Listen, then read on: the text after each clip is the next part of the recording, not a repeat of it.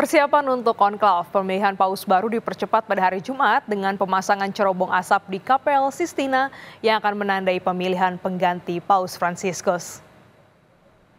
Petugas pemadam kebakaran Vatikan memasang cerobong asap, momen penting dalam persiapan konklav pada tanggal 7 Mei.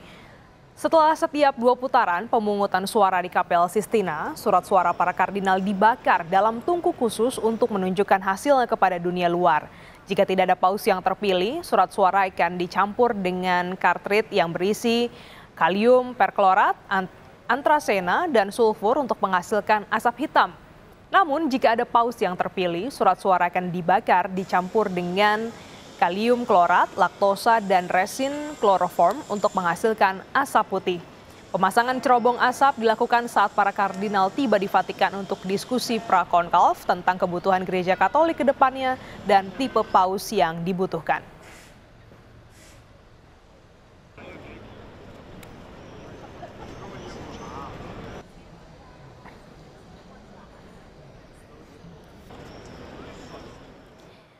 Wafatnya Paus Fransiskus menandai akan diselenggarakannya pemilihan paus baru yang melibatkan kardinal gereja Katolik seluruh dunia. Pemilihan pemimpin baru bagi 1,3 miliar umat Katolik dunia ini akan dilakukan secara pemungutan suara dan dalam suasana doa.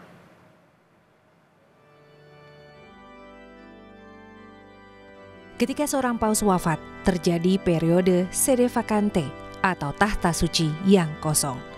Setelah paus meninggal, sang Carmelengo atau kepala rumah tangga kepausan harus mengesahkan kematian itu dan menyegel apartemen kepausan. Ia menjalankan tugas administratif dan keuangan tahta suci sampai paus baru terpilih dan menjalankan tanggung jawab itu. Tugas Carmelengo yang sebagian besar bersifat seremonial saat ini dipegang oleh Kardinal Kevin Farrell, seorang imam kelahiran Irlandia Amerika. Kardinal yang selama ini bertugas di Vatikan itu yang juga mengumumkan wafatnya paus pada Senin pagi 21 April. Hampir semua pejabat di kantor Vatikan menyelesaikan masa tugas mereka ketika seorang paus wafat. Beberapa tetap menjabat, termasuk Menteri Luar Negeri dan pembawa acara liturgi yang memainkan peran penting dalam menyelenggarakan konklav, pertemuan para kardinal untuk memilih seorang paus secara tertutup. Dekan Dewan Kardinal memanggil para kardinal untuk pemakaman dan memimpin misa sebelum konklav dimulai. Jabatan itu saat ini dipegang oleh Kardinal Giovanni Battista Re, pensiunan kepala kantor Uskup Vatikan. Kematian seorang paus menandai dimulainya rangkaian peristiwa yang meliputi konfirmasi kematian di rumah paus, pemindahan peti jenazah ke Basilika Santo Petrus untuk penghormatan terakhir masyarakat, misa pemakaman, dan penguburan. Penguburan harus dilakukan antara hari ke-4 dan ke-6 setelah kematian. Setelah pemakaman, ada 9 hari berkabung resmi yang dikenal sebagai Noventiali. Selama periode ini, para kardinal tiba di Roma. Konklav harus dimulai 15-20 hari setelah sede vacante diumumkan, meskipun dapat dimulai lebih cepat jika para kardinal menyetujuinya. Para kardinal yang berusia di bawah 80 tahun yang memenuhi syarat untuk memberikan suara. Peraturan saat ini secara teoritis membatasi jumlah pemilih hingga 120, tetapi paus seringkali melampaui batas itu. Menurut statistik Vatikan yang terakhir diperbarui, ada 135 kardinal yang berusia di bawah 80 tahun dan memenuhi syarat untuk memilih. Kardinal yang berusia di atas 80 tahun dapat dipilih menjadi paus. Mereka yang berusia di atas 80 tahun tidak dapat memilih, tetapi dapat berpartisipasi dalam pertemuan prakonklav untuk membahas masalah-masalah gereja. Dalam pertemuan-pertemuan di tahun 2013 inilah Kardinal Jorge Mario Bergoglio ketika itu berbicara tentang perlunya gereja pergi ke pinggiran untuk menemukan mereka yang menderita. Sebuah pidato spontan yang mendorong pemilihannya.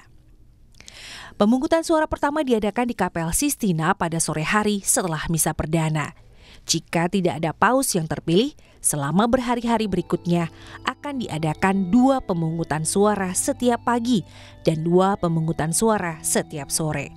Surat suara tersebut berupa potongan kertas persegi panjang yang bertuliskan, "Saya memilih sebagai paus tertinggi," dengan spasi untuk nama kandidat. Tulisan itu dalam bahasa Latin. Setiap kardinal menentukan pilihannya, melipat kertas menjadi 2 dan berjalan ke bagian depan kapel. Sambil menyatakan penyertaan Tuhan dalam pilihannya, ia menaruh surat suara di atas nampan dan menuangkannya ke dalam wadah. Setiap nama di kertas dibacakan dan dihitung, lalu hasilnya diumumkan kepada sidang setelah setiap putaran. Jika tidak ada yang memperoleh 2/3 suara yang dibutuhkan, surat suara ditusuk dengan jarum dan benang, kemudian diikat dan ditaruh di atas nampan, lalu putaran pemungutan suara lain dipersiapkan. Well, I think what this conclave is going to be is a referendum on the pontificate of Pope Francis. I mean, he has energized a large part of the Catholic world. Traditionally, Christian Europe, which is now extremely secularized, he has not given a lot of, he never gave a lot of attention to during his pontificate. He's tried to decentralize, take away the focus of Rome and look at the peripheries where the church is actually growing, not in Europe where the church is dying. I think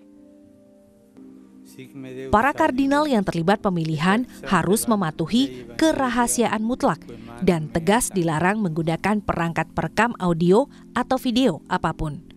Sanksi tegas juga menanti kardinal yang menerima uang atau janji jabatan untuk suara mereka.